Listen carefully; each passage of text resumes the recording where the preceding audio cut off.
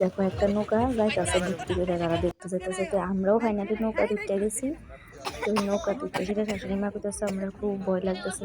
আর কিন্তু প্রচন্ড নৌকা চলছে, নৌকা চললে স্কুলে যাইতো, কিন্তু এখন বয়স হয়েছে তার কারণে কইতেছে ভয় লাগতেছে। তো দেখো একটা নৌকা কিন্তু দেখতে আয়া বসছে বোট। তো আমরা ফাইনালি রওনা দিছি। তো রওনা দেওয়ার পথেই প্রথমে এই মূর্তিগুলা করে, এই মূর্তিগুলা পাথরের গায়ে খোদাই করা অনেক আগের, অনেক অনেক আগের বই। তো এই দেখুন মূর্তিগুলো নিচে দিয়ে হয়তো বা নাম লেখা আছে কিনা জানি না, কিন্তু আমরা অনেক দূরেতে জুম করে এই মূর্তিগুলো এভাবে দেখছি।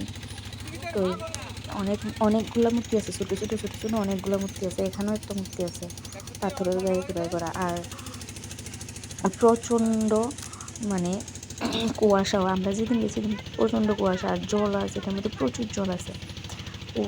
জলের ঢেউ দেখো। তো এই দেখো প্রচণ্ড কুয়াশা, মানে রাস্তা একদম দেখা যেতেছে না এমন কুয়াশা হচ্ছে। তো আর অনেক ইয়া টিলা আছে, পাথর অনেক উঁচু, অনেক উঁচু পাথর। তো এখানে কিন্তু অনেক কলা গাছ আছে, মানে বন্যা কলা যেটাকে বলে না কি কলা আমি জানি না। তো দেখো একটা বুট এখানে দিয়ে যাইতেছে, তারা দেখতে হয়ে গেছে আর আমরা যাইতেছি। এই দেখো কত না কুয়াশা, প্রচণ্ড কুয়াশা আর ঠান্ডা। এই দেখো কত পাথর, মানে টিলা। এই দেখো এখানে একটু ঝর্ণা দিয়ে জল পড়তেছে, একটা গুহো আছে আর ঝর্ণা দিয়ে ঝর্ণাতে জল পড়তেছে। আর জায়গাটা কিন্তু আমার কিন্তু খুবই ভালো লাগে, বিশেষ করে নৌকা খেলাটাকে আমার খুবই ভালো লাগে। আমি কিন্তু নৌকা চলি না, এই মহল থেকে একটু চলছি আর একটু পাশ। তো এই দেখো এখানে কিন্তু একটা ঝর্ণার জল পড়তেছে। আর এখানে আমার এই জায়গাটা খুবই ভালো লাগে যে এখানে একটা শিব মন্দির আছে, শিব মন্দিরে গায়ে উপর থেকে যে ঝর্ণা জল পড়তেছে একদম শিবলিঙ্গের মাথাতে পড়তেছে। তারা এই জায়গাতে পূজা টুজা দেয়, শালু টালু বাইন্ধে রাখছে, মানে একদম গাছের মধ্যে শালু টালু বাইন্ধে রাখছে। এখানেও একটা গুহা আছে।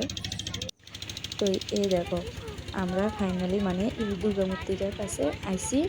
দুর্গা মূর্তিটা দেখো, মানে নৌকার থেকেই দেখা যাইতেছে দুর্গা মূর্তিটা।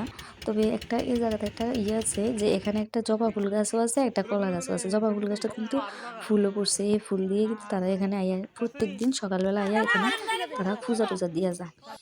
তো ফুল, তো দেখো আমার জামাই উঠছে এখন, নামতাছে।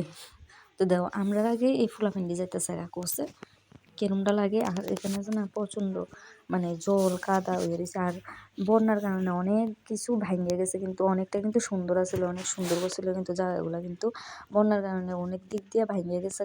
আর এই সাইডে যে রাস্তাটা দেখতেছে এটা কিন্তু আমরা যাইতে পারতেছি না, এই সাইডে কিন্তু জল প্রচণ্ড জল মারিছে।